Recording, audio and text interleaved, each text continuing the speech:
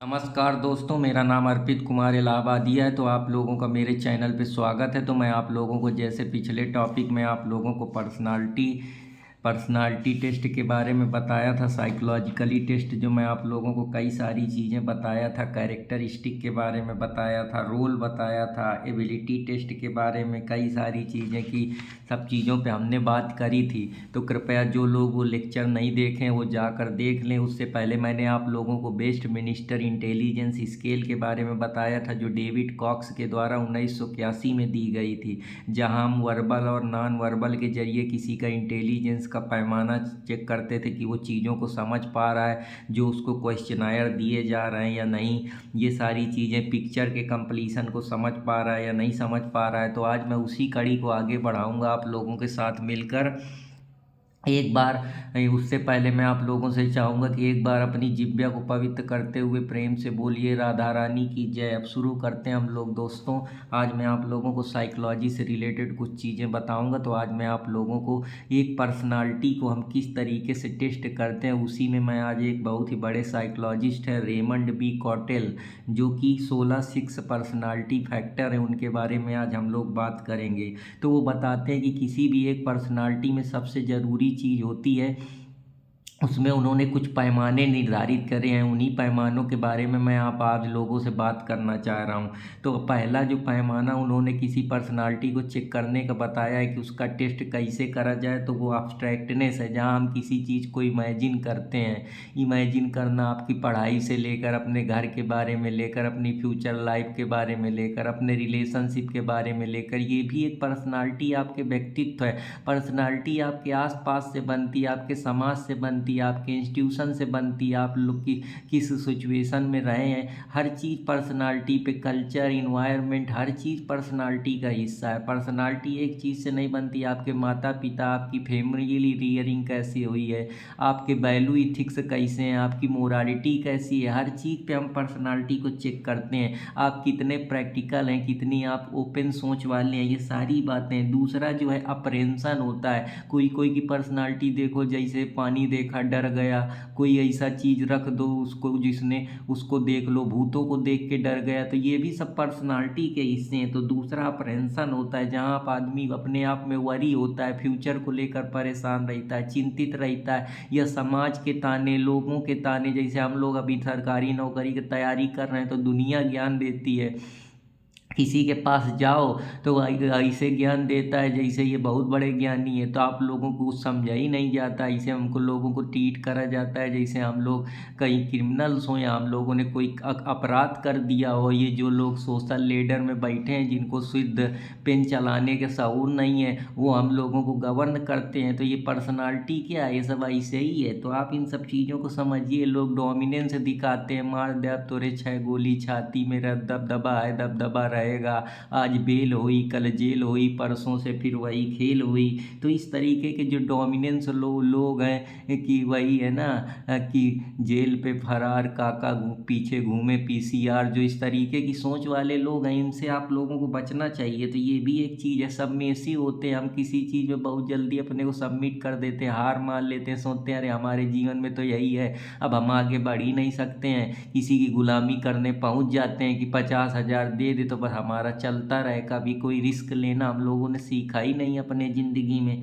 तो एक ये भी चीज़ है। तीसरा, हम इमोशनल स्टेबल होते हैं। जैसे बड़े बड़े जो कुछ लोगों की पर्सनालिटी होती है जो बहु स्टेबल होते हैं, उनको कुछ भी कहो बस कहेंगे हाँ यार ठीक है, हंसते रहेंगे, मुस्कुराते रहेंगे। जैसे बड़े बड़े, अगर तुम बाबाओं के पास जाओ या संत महात्माओं के पास जाओ, या जो विचारक हैं या बहुत बड़े जो फिलोसफर दार्शनिक लोग हैं, वो हमेशा इमोशनली स्टेबल रहेंगे। चाहे अच्छी चीज़ बताओ, चाहे सुख हो चाहे दुख हो, वो हमेशा अपनी भावनाओं को जाहिर नहीं करते हैं। वो अपना पूरा दिमाग एक ही परमात्मा को सौंप दिए हैं, उसी पे वो अपनी पूरी ज़िंदगी लगा दी। जैसे अभी आप लोगों ने आईआईटी बाबा के बारे में देखा, तो ये सब क्या है, ये इमोशनल स्टेबिलिटी पे बेस्ड हैं। यहाँ सिर्फ मैं आपको 16 फैक्टर नहीं बता रहा हूँ, पर्सनालिटी को आप प्रैक्टिकल लाइफ में भी अपने आसपास देखते रहिए। कुछ लोग लाइवलेसली अकेले रहना पसंद करते हैं, किसी से उनका मन नहीं लगता।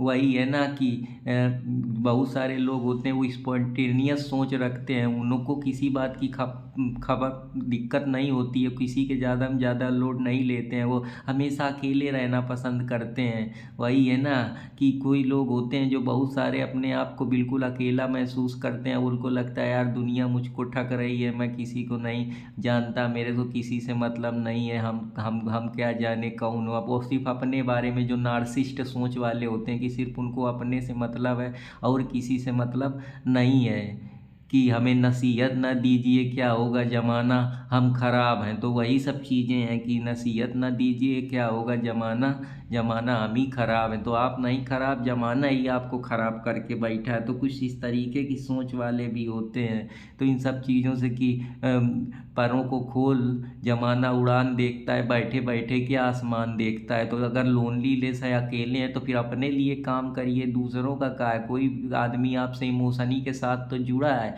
तो अगर ज़्यादा जानकारी के लिए मेरे चैनल इमोशन के चैप्टर भी देखें, उसमें मैंने पूरे डिटेल में चीज़ें बताई। और चैनल को लाइक सब्सक्राइब करते रहें, अर्पित इंस्पायरिंग वर्ड को लाइक सब्सक्राइब करते रहें, जिसमें मैं एक्सक्लूसिवली जो चीज़ें हैं पूरी साइकोलॉजी के बारे में बताता हूँ। और एक मेरा चैनल, अगर आप लोगों को लॉ पढ़ना है या जीके जीएस पढ़ना है तो लीगल फ्रेटर्निटी अर्पित कुमार इलाहाबादिया, और जीएस के लिए जनरल अवेयरनेस फ्रेटर्निटी से भी जुड़े रहें। तो मैं चलता हूँ आगे, आप लोगों को कुछ और इम्पोर्टेंट चीज़ें बताता हूँ। कि चौथी पर्सनालिटी वो ओपननेस टू चेंज, किसी चीज़ को लेकर हम ओपन रहते हैं, चेंज होना चाहते हैं। जैसे कल तक हम रिलीजन को मानते थे, आज हम फंडामेंटलिज्म की तरफ मान रहे हैं। कल तक हमारी जो सोसाइटी थी वो ट्रेडिशनल सोसाइटी थी, आज हम लोग मॉडर्न सोसाइटी, कॉम्प्लेक्स सोसाइटी की तरह हैं। पहले हमारा जो सोरेन स्टेट था वो राजाओं के पास था, आज हमारा पार्लियामेंट सुप्रीम है। तो ये चेंजमेंट जो आप देख रहे हैं, कल तक हम लोग बारबेरियन थे, आजकल हम लोग सब हैं सिविलाइज हैं। ये सारी चीज़ें आप अपने पास देखते हैं। कल तक हमारी जो इंडस्ट्री थी वो ट्रेडिशनल थी, आज हम लोग इंडस्ट्रियलाइजेशन के ईरा में, अभी पोस्ट मॉडर्नाइजेशन आएगा। कल तक जो हमारी सोसाइटी थी वो इंटीग्रेटेड नहीं थी हमारी इकोनॉमी, आज हम एलपीजी पॉलिसी पे चल रहे हैं। तो ये सब क्या है, पर्सनालिटी ये तो है कि आप ओपन होना चाहते हैं, अपने अंदर चेंज करना चाहते हैं। अब पर्सनालिटी किसी की भी हो सकती है, नरेंद्र मोदी की भी हो सकती है, आपकी भी हो सकती है, किसी की भी हो सकती है। परफेक्शनलिज्म, आप परफेक्ट की तलाश में, हर आदमी उस सत्य को जानने की बात कह रहा है कि न रहबर है न रफ़ीके सफ़र है, हम किस रास्ते पर रवां हो गए। हम तो किसी को नहीं पता है कि रहबर कहाँ है, रफ़ीक कहाँ है, क्या सफ़र है हमारा, बस हम चले जा रहे हैं उस अल्टीमेट परफेक्शनिज्म की तरफ। पता नहीं पहुंच पाएंगे कि नहीं पहुंच पाएंगे। तो एक ये भी चीज़ है। तीसरी है, हम रीजनिंग लगाते हैं, ऐसे नहीं किसी चीज़ को मान लेते हैं। जो हम इम्यूनल कांड का कैटेगरी इम्परेटिव पढ़ते हैं, उसमें कहते हैं कि दुनिया में तर्क से बढ़ के कुछ नहीं है। अगर आपको तर्क करना आता है तो आप सबसे बेहतर हैं। कोई कितना टैलेंटेड समझे, सब आपके सामने पानी भरते नजर आएंगे। तो हमेशा अपने ऊपर काम करिए, मेहनत करिए। क्या कह रही है दुनिया, का काम है कहना, कुछ तो लोग कहेंगे, लोगों का काम है कहना, तो उनको कहने दीजिए। जैसे मैं ही अभी पढ़ा रहा हूँ, बहुत सारे लोग ज्ञान देंगे यार इसके पास कुछ है नहीं है, ना बोर्ड में पढ़ाता है, आके अपने विचार साझा करता है। तो मैं जो जानता हूँ मैं पढ़ा रहा हूँ, आपको भी पता है, आप भी करिए। मैं कुछ तो कंट्रीब्यूट कर रहा हूँ। 4 लड़के अगर मेरे ज्ञान की वजह से उनके जीवन में कुछ परिवर्तन हो रहा है, तो इसमें मेरे को किसी चीज़ का हर्ज थोड़े है। और इस संसार में सबको सब कुछ थोड़े मिल जाता है, ज़रूरी थोड़े कि मेरे पास सब एक ही दिन में आ जाएगा। धीरे धीरे प्रयास करते करते इंसान सीखता है, आगे बढ़ता है।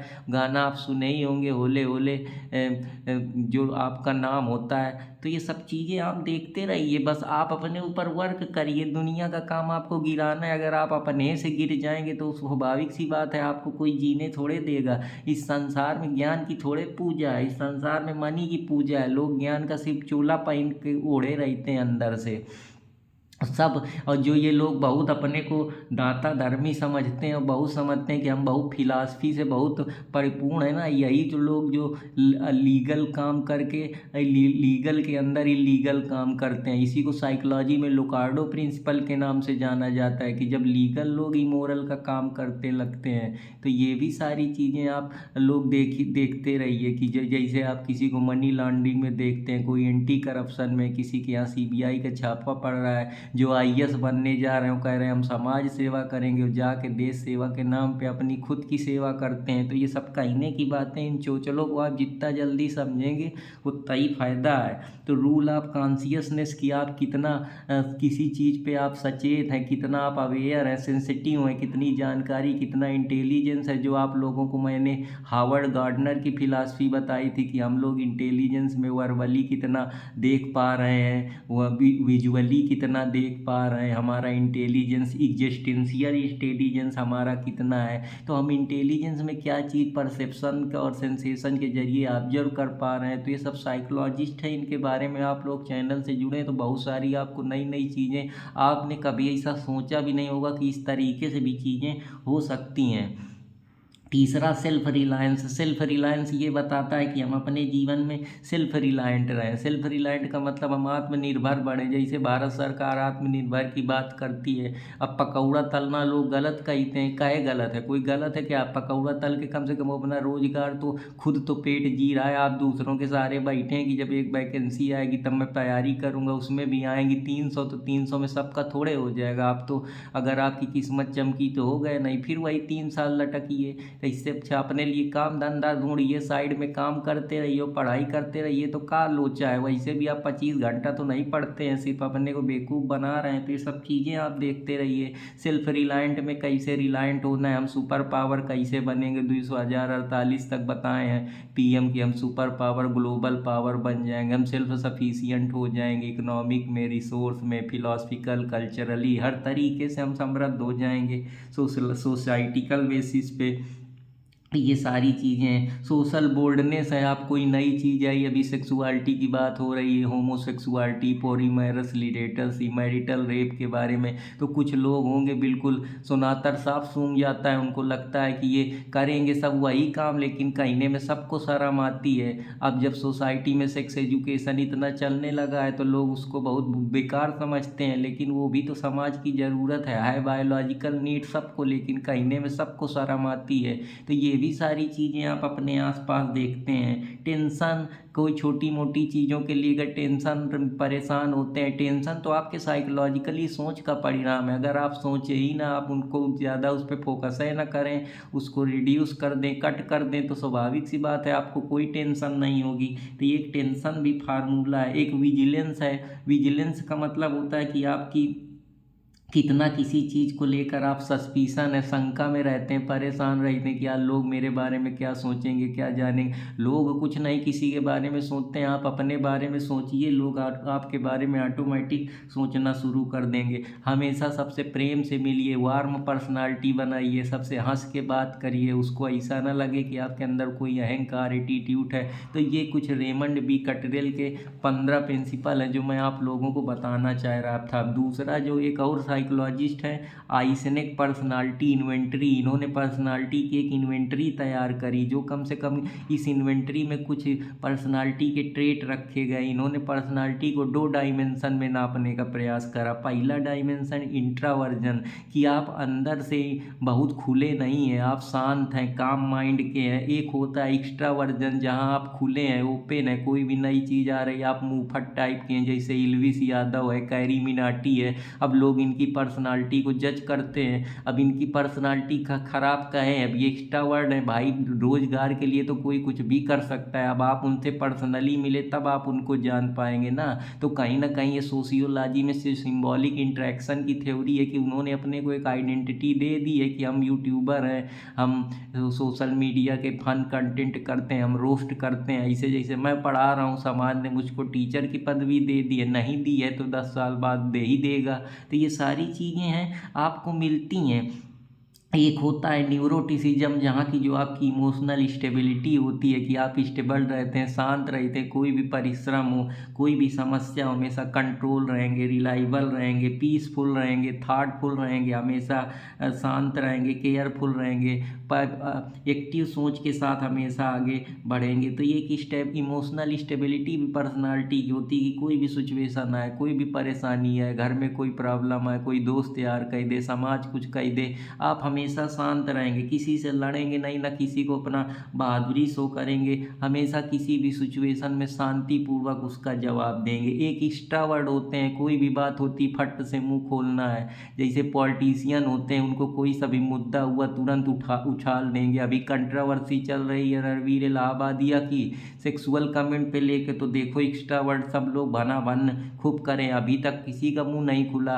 एक गलती इंसान कर दे तो समाज बस उसको तुरंत दबा देता है। अब भाई उसने बोल दिया, मानता हूँ गलत है, बहुत गलत कहा, तो अब इसका मतलब ये थोड़े है कि उसको फांसी में चढ़ा दिए। एक बार गलती करा, कम से कम एक बार मौका तो दो। हमारी क्रिमिनल फिलासफी रिफॉर्मेशन अप्रोच पे बेस्ड है, वो कहती है कि अगर आपने एक बार रिफॉर्मेशन, हर इंसान को एक बार रिफॉर्म होने का मौका दिया जाए, उसको रिफॉर्म करा जाए। कि कहा जाता है कि criminal are not made, society made them criminal. Criminal नहीं बनते, सोसाइटी उनको बनाती, उनके दिमाग में इसे परोसा जाता है। इसे एडवर्टाइजमेंट होते हैं, जो टार्सन की फिलासफी है, एडवर्टाइजमेंट से रिलेटेड बात करती है। तो ये सब चीज़ें मैं बताऊँगा थोड़ा।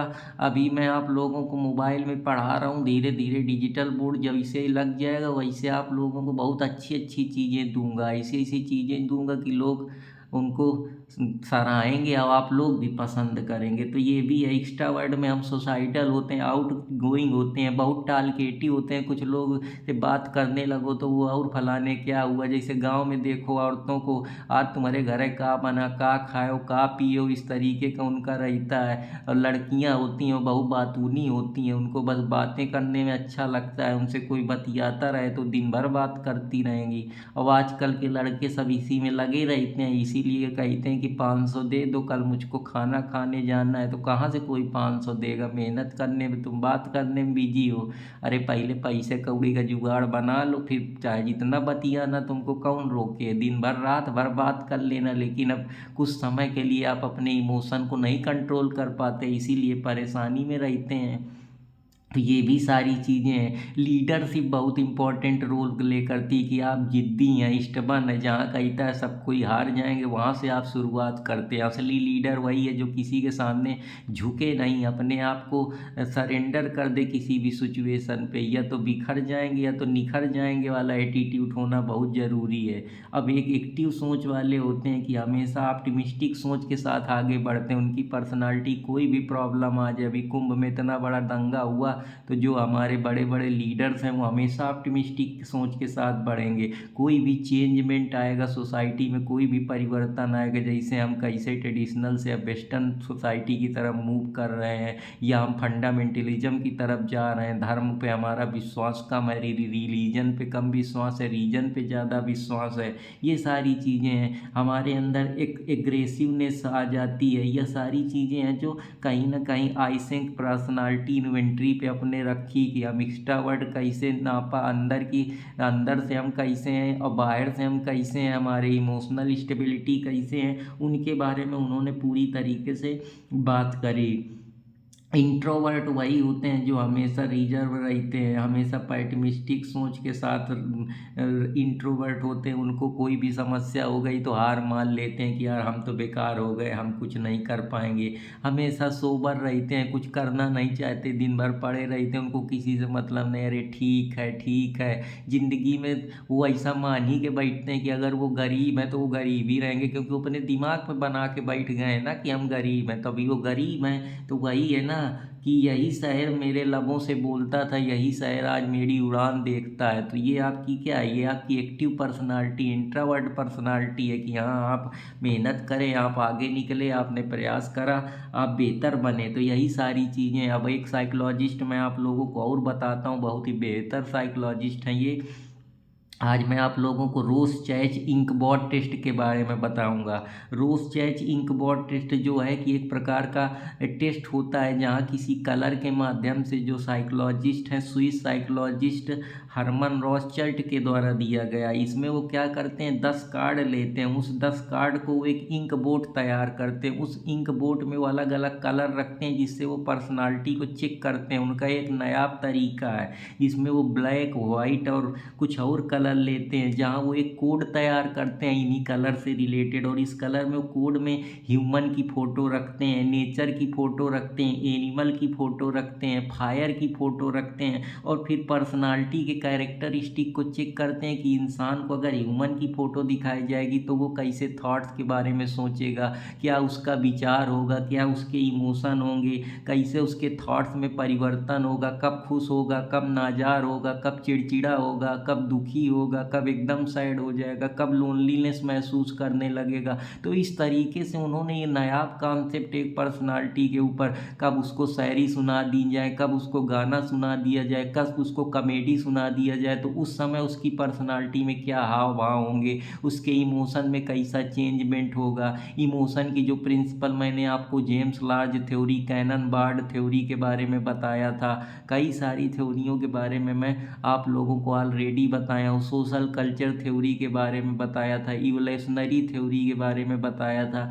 बहुत सारी चीज़ें मैंने इमोशन पे आप लोगों को ऑलरेडी बताया है, तो कृपया उन चीज़ों को जाकर देखें और उससे आप लोगों को काफ़ी समझदारी डेवलप होगी। तो ये पर्सनालिटी को डेवलप करने का उनका एक तरीका था कि इमोशन के ज़रिए, कि फिर उन ऑब्जेक्ट को रखने के बाद कि इंसान क्या परसीव करता है, क्या उसके सेंस किस तरीके से काम करते हैं, उस समय वो कैसे हाव भाव करता है, कैसे अपनी बात को रखता है, उसके स्टेट ऑफ माइंड में उस समय क्या चल रहा है। तो ये तरीका पर्सनालिटी और उस स्टेट ऑफ माइंड से वो उसकी पर्सनालिटी को जज करे कि ये कब खुशी है, कब नाराज़ है, इसको क्या मोटिवेशन चाहिए, क्या अफेक्शन चाहिए, किस प्रकार की रिलेशनशिप चाहिए, किस चीज़ से ये खुशी होता है, कौन से इसके इनर मोटिवेशन है, कौन इसके आउटर मोटिवेशन है। उस पर उन्होंने गहन अध्ययन करा। ये इसमें इंक्वायरी, फ्रेज, कॉग्निटिव और पर्सनालिटी का एक डेवलपमेंट कैसे संभव हो सकता है मोटिवेशन के जरिए, अफेक्शन के जरिए, लव के जरिए, कंपैशन के जरिए, कब वो दूसरों से प्रेम करता है, उसके दिमाग में कब थॉट चेंज होते हैं। वही फ़ोटो रख के अगर उसको सीनरी दिखाया जाता है तो काफ़ी खुश हो जाता है, रिलैक्स महसूस करता है, अपने को अच्छा महसूस करता है। उसका परसेप्शनल पर्सन का जो परसेप्शन है वो भी चेंज होता है। उसको क्या चीज़ की नीड है उस फोटो के जरिए, कि यार उसको अभी यहाँ घूमने जाना है, उसको ह्यूमन से लगाव है कि नहीं लगाव है, उसकी सोशल नीड क्या है, इकोनॉमिक नीड क्या है, साइकोलॉजिकल नीड क्या है, इंटीमेट नीड क्या है, ये सारी चीज़ें, कॉन्फ्लिक्ट, कब उसको दूसरों की बात नहीं अच्छी लगती, कब वो डिप्रेस हो जाता है, कब परेशान हो जाता है, कब चिड़चिड़ा हो जाता है। तो ये एक बहुत ही नायाब कॉन्सेप्ट साइकोलॉजी के अंदर दिया गया है जिसको हम रॉथस्चाइल्ड बोर्ड टेस्ट बोलते हैं, जो कि हरमन साइकोलॉजिस्ट हरमन रॉथस्चाइल्ड के द्वारा 1920 में, जो कि स्वीडन के साइकोलॉजिस्ट हैं। तो आशा करता हूँ कि आप लोगों को ये भी समझ में आया होगा। इन्होंने फिर आगे इसको और फर्दर क्लासीफाई करा फॉर्म के रूप में, कि वो इंटेलेक्चुअल प्रोसेस का इससे पता लगा रहे हैं कि कलर को जैसे ही वो देखते हैं तो उसके इमोशनल लाइफ में क्या परिवर्तन होता है। वो मूवमेंट अगर कर रहा है तो मूवमेंट में अगर उसकी दवा का काम कर रही है, उसको शायरी सुना रहे हैं तो वो किस तरीके से मूवमेंट कर रहा है, उसका हाव भाव क्या है, किस समय वो कैसे सिचुएशन में है, कैसे मोशन कर रहा है, कितनी उसकी गति है, कब वो एकदम नीरस हो जा रहा है, कब उसके बॉडी में उथल पुथल हो रही, कैसे उस चीज़ को इंटरप्रेट कर रहा है। तो ये काफ़ी नायाब कॉन्सेप्ट रोसचर्च इंकबॉट टेस्ट दिया गया है। अब एक आइनर का स्कोरिंग सिस्टम है कि पर्सनालिटी में कौन कौन सी ऐसी चीज़ें होंगी जो हमारे कहीं ना कहीं उनकी पर्सनालिटी के बारे में बात करती हैं। अब मैं आप लोगों को कुछ और इम्पोर्टेंट चीज़ें बताता हूँ। कुछ फैक्टर हैं जो मेंटल हेल्थ को हमारे डिपेक्ट करते हैं। मेंटल हेल्थ का मतलब हमारे माइंड की जो मनोदशा है, हेल्थ से रिलेटेड जो हमारा उपचार है माइंड का, किसी को थॉट्स बार बार आ जा रहे हैं, किसी को बीपी की प्रॉब्लम है, कोई एंजाइटी में है, कोई डिप्रेशन में है, कोई सेंजोफर्निया है, किसी को अमनेसिया की दिक्कत है, किसी को हाइपर अमनेसिया की प्रॉब्लम है, किसी का मेमोरी मेमोरी डिसऑर्डर है, किसी की पर्सनालिटी डिसऑर्डर है, किसी की बिहेवियर डिसऑर्डर है। तो ये सब मेंटल में जो आपके डिसऑर्डर भरे हुए हैं, मेंटल जो आपका माइंड है, साइकोलॉजिकल स्टेट आपकी सही नहीं है, आपको बार बार थॉट का डिसऑर्डर हो रहा है, आप भूल जा रहे हैं, आपकी मेमोरी सही से काम नहीं कर रही है, आपका एटीट्यूड सही नहीं है, तो उसके लिए कौन कौन से फैक्टर जिम्मेदार हैं उन पे हम बात कर लेते हैं। पहला है जो जेनेटिक, जो आपकी जीन होती हैं, जो आपका डीएनए जैसा आपका माता पिता अगर आपके चिड़चिड़े रहे या माता पिता आपके आपका बिहेवियर वैसा ही रहा है, मंद बुद्धि के रहे या बहुत ज़्यादा कठिन रहे हैं, बहुत ज़्यादा एग्रेसिव रहे हैं, तो वैसा ही उनके अंदर आता है। उनके माता पिता के जो गुण सूत्र होते हैं वो कहीं ना कहीं उनके जीन में झलकते हैं, तो ये भी एक इम्पॉर्टेंट रोल प्ले करता है। दूसरी, अगर बच्चा फैमिली में कोई झगड़ा देखा है, परेशानी देखा है, मार कूट देखा है, या उसको उस तरीके से पाला नहीं गया है, हमेशा माता पिता लड़ते रहते हैं छोटी छोटी बात को, या कोई वायलेंस होता है या कोई असॉल्ट होता है, तो वो भी इम्पोर्टेंट रोल प्ले करता है। इन्वायरमेंट, किस इन्वायरमेंट में हम रहें, अच्छी फैमिली में रहें, अच्छी सोसाइटी में रहें, अच्छे जगह से पढ़े हैं, तो हमारी पर्सनालिटी में वो चेंज दिखेगा। हमारा मेंटल हेल्थ, हम कितना ज़्यादा परिस्थिति में हम तपे हैं, हमारी स्कोर की जो क्रिया है वो क्या है, हम उस पर्टिकुलर में कितना हमारा इंटेलिजेंस लेवल है, कितना हमारे अंदर पेशेंस है, ये भी सारी चीज़ें हमारी मेंटल हेल्थ पे ही डिपेंड करती हैं। या हमको किसी ने कितना परेशान करा है, टार्चर करा है, हमारे बारे में बुरा भला कहा है, हमको साइकोलॉजिकली ट्रामा में डाला है, डिप्रेशन एंजाइटी फेस हुई है, या हम कितने लोनलीनेस हैं, या हमको किसी प्रकार का पर्सनालिटी डिसऑर्डर तो नहीं है,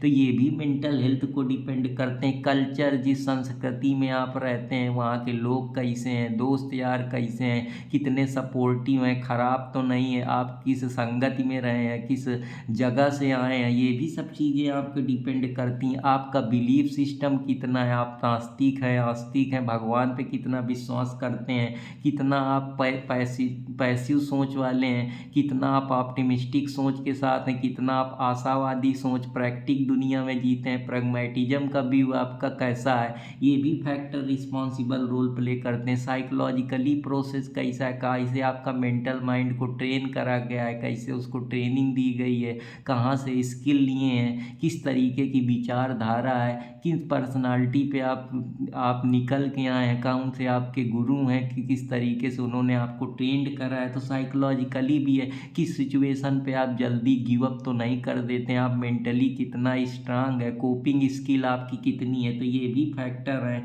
जेंडर, अगर आप महिला हैं तो आपको समाज हमेशा से उस नज़र से देखता है, आपको कमज़ोर माना जाता है, अबला नारी माना जाता है, इस तरीके की मेंटालिटी है, या मेंटालिटी उनकी सेक्सुअलिटी के प्रति कैसी है, वो ह्यूमन को कमोडिनेशन के रूप में देखते हैं, उसको हमेशा पाए की दूरी समझते हैं, तो ये भी सब चीज़ें हैं। तो ये क्या है, ये मेंटल हेल्थ में आपकी एक इमेज बन चुकी है। इस प्रकार से आप कैसे किसी से कंडक्ट करते हैं, किसी भी सिचुएशन में आप किस प्रकार से कंडक्ट करते हैं, पॉजिटिव कंडक्ट है या निगेटिव कंडक्ट है, उस कंडक्ट में आप किस तरीके से एक्ट करते हैं, क्या आपकी थिंकिंग है, क्या आपका परसेप्शन है, क्या आपका लाइफ के प्रति नज़रिया है, कितना आपने एक्सपेरिमेंट करा है, किस सिचुएशन से आप निकल के आए हैं, कौन कौन सी सिचुएशन पे आप रह सकते हैं, कितना पेशेंस और सहने की आपके अंदर क्षमता है, ये भी सारी चीज़ें। या आपको कोई हाथ पैर तो नहीं टूटा, या कोई ज़िंदगी में कोई प्रॉब्लम तो नहीं है, साइकोलॉजिकली ट्रामा या डिसबैलेंस या साइकोलॉजिकली हेल्थ से आप जूझ तो नहीं है, कहीं स्ट्रेस आपके अंदर तो नहीं है, या फैमिली आपके जो डिसीजन मेकिंग उसमें इंटरफेयर तो नहीं कर रही, आपको डिसीजन नहीं लेने दे रही, आप जो काम करना चाह रहे हैं वो आपको नहीं करने दिया जा रहा, सोसाइटी, फैमिली, कम्युनिटी का कितना प्रेशर आपके ऊपर है, आपकी relationship, love, intimacy, social relationship, bonding बेहतर तरीके से चल रही कि नहीं चल रही, तो ये कुछ फैक्टर हैं जो आपके मेंटल हेल्थ को डिस्टर्ब करते हैं, परेशान करते हैं। तो आशा करता हूँ कि आप लोगों को ये पसंद आया होगा, और पसंद आया हो तो आप मेरे channel Arpit inspiring word and legal fraternity Arpit Kumar Allahabadia को लाइक सब्सक्राइब करते रहें दोस्तों। तो फिर मिलूंगा कोई नए टॉपिक के साथ आप लोगों को अगली कड़ी में, अगले कुछ और इम्पोर्टेंट पर्सनालिटी से रिलेटेड। तब तक के लिए आप मुझको इजाज़त दीजिए। अपने दोस्त अर्पित कुमार इलाहाबादिया को जय हिंद दोस्तों, जय भारत।